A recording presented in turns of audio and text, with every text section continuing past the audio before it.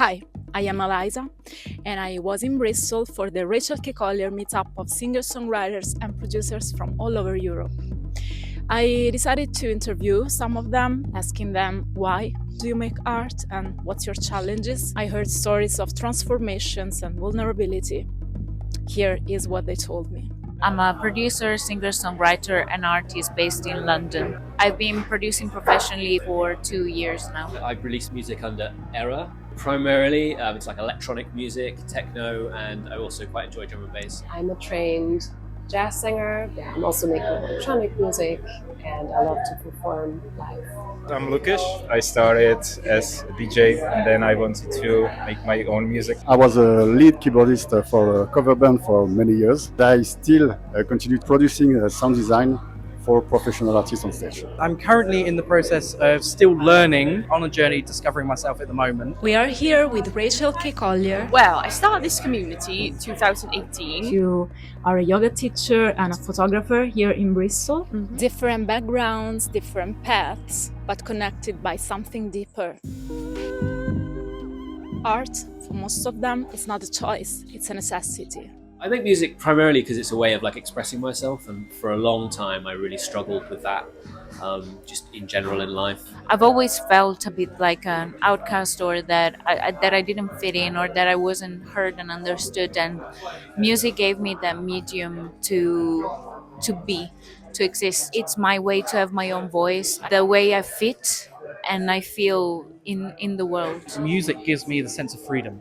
It's like when I'm in a dark place, I know that music can bring me out of that. Did art help you in that period? Yeah, absolutely. Yeah, 100%. For me, initially, when I was coming out of that sort of dark space in my life, I didn't really have the skill set to be able to communicate verbally as well. So photography was like an extension of me, a visual language that I could create without having to be able to find words.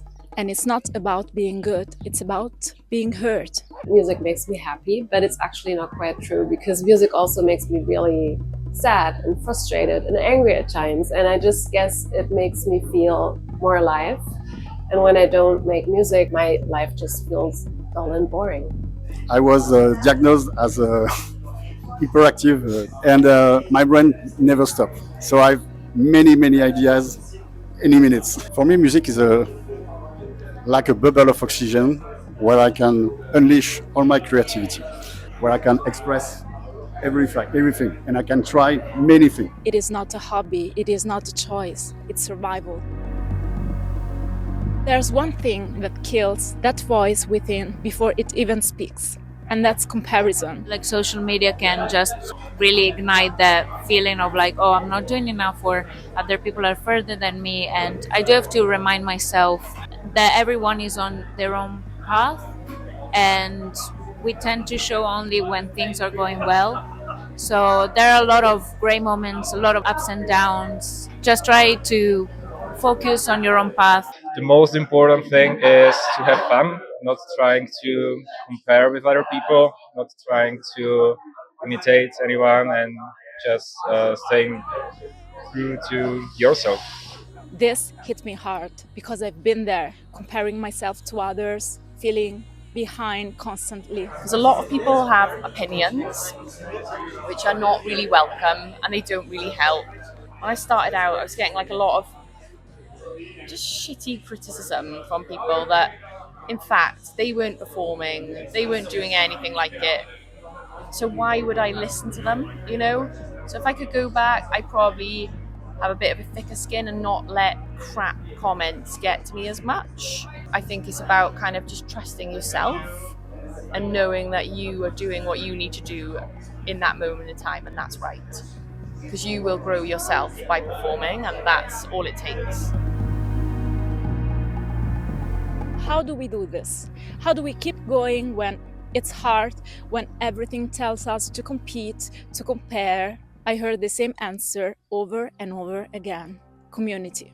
The year after I joined the community, because I really wanted to develop as a producer, and I stick to it. It's a really nice and safe space. I think that's what you really need as an artist in general, whatever you're doing. It's a community of peers that support you and as one grows, everybody grows. And yeah, and here we are now, we're in Bristol. We had like a full weekend, a full event, all just everyone from the community.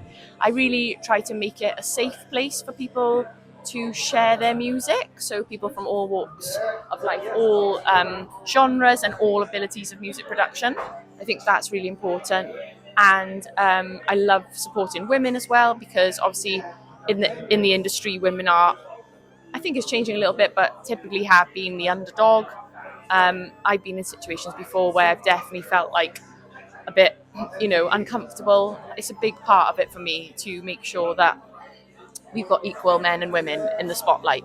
I do think that makes it a safe place and like inclusive. Really good way of like meeting people, meeting new musicians. I tend to do music with other people, so yeah, I'm always searching for new musicians. I love collabing with people.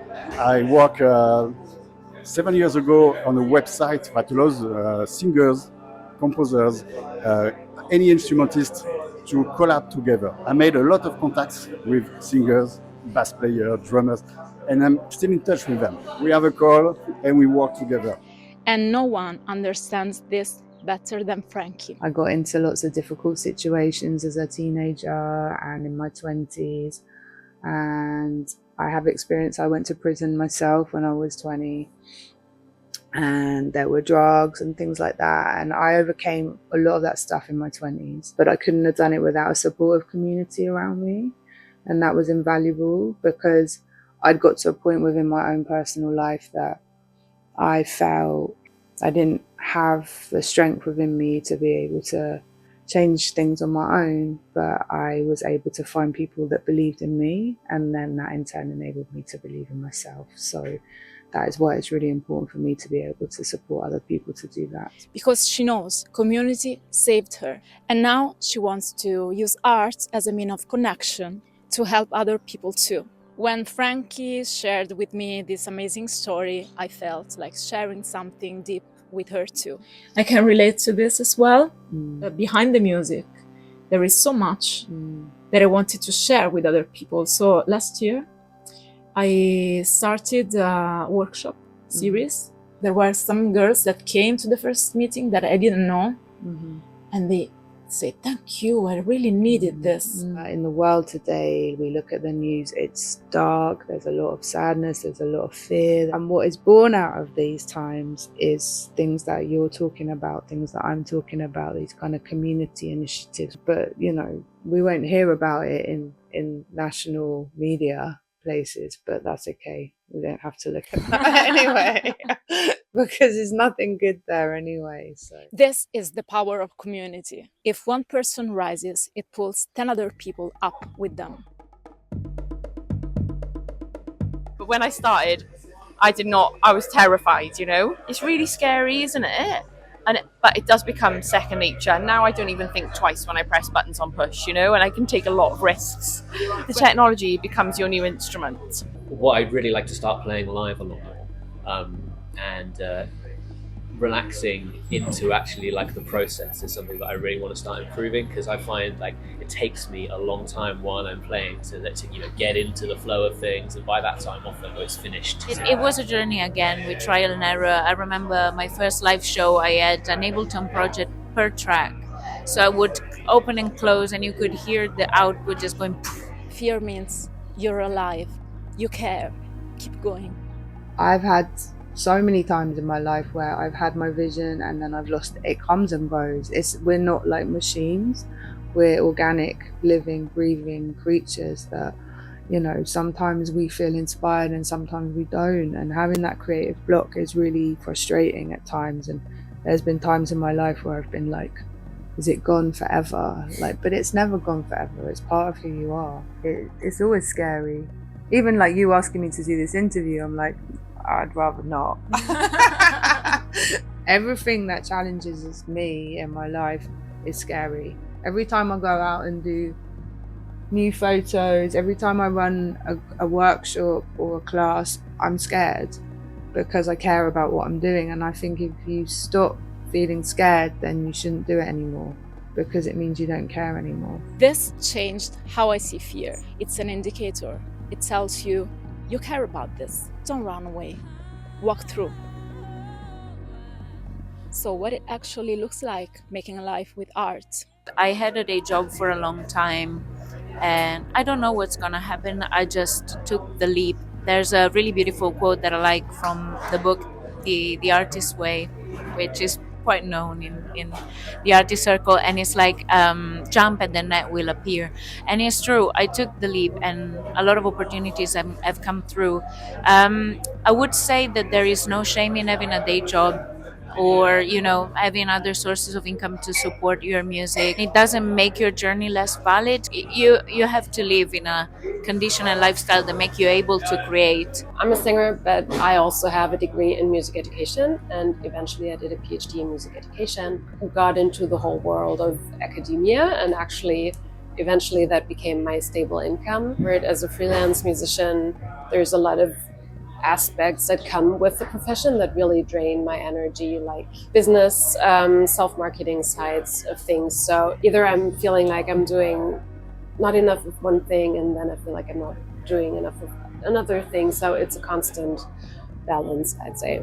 So I've been doing it full time now for 5 years, actually, since 2020. And it is a juggle, don't get me wrong. Some months are good and some are not good, but and things like this, you think, oh, I want to keep it low cost, but it's never low cost. It's hard to earn money. You need to accept that you're going to have to do other things. It can be in the realm of music, but for example, for me, I've managed to make a living from like doing brand work, selling courses, obviously running Patreon. More and more I'm building up production work, which is my favorite kind of work to do. So you just kind of need to be prepared to have your eggs in a lot of different baskets, if that makes sense. If you are just beginning out, like, I hate to say it, but you need to embrace social media, because that's how you will be able to make money and be able to make a living from doing it, because people are going to check you out on there. It's basically a business card. So just embrace social media, and then hopefully eventually you can come off it one day. There's a lot of luck factor, because it depends how people click with or receive your music. So I think really that you need to find your audience. So you have to be present on the social networks. It's not always nice, but it's mandatory, I think, to get some visibility. The promotional side of things, so getting yourself out there, getting heard, and finding a community that's going to be able to help you through that to get that push. And then it's actually talking to the right people. And it definitely is that thing that I found of it's not what you know, it's who you know as well. It's definitely a hard journey, but it's a very long and fruitful one once you get there. Some of them teach, some of them collaborate, some of them build online, some of them have day jobs. There is no right or wrong way. There is only what works for you right now. I make music because I feel like it's something I have to do. I still get like mega high and sort of dopamine hits from making the right transition and going into the right drop. For me, it's my art. It's like, that's how I can release just all the shit in my mind and be taken away to another place, and that is when I'm creating and writing music. It's the passion and wanting to work with other people to help grow their passion in music as well. For me, it's about expressing myself, always finding chords that I like and trying to play with melodies mostly. Feel the joy of making music and have enough time to just be creative and like in a playful state of mind when making music. It's not about fame, and it's not about money even, but it's about, I need this to feel alive, to feel connected, to feel human. My dreams, that's a funny one. Obviously back years ago I would have thought, oh, I want to be a pop star, whatever, I want to do this, but again I've like sort of taught myself that actually no, like you don't need all of that. What do you need? You need a roof over your head, food and somewhere to create. And I feel like lowering my expectations of everything and just accepting where I'm at in my journey and what I have, my children, my family, everything, and just being at peace with that. I've just got to trust where I'm at is the right place for me right now. I started this conversation asking why we make music, and what I discovered is we make art because we need it. It's our language, it's the way we speak when words fail.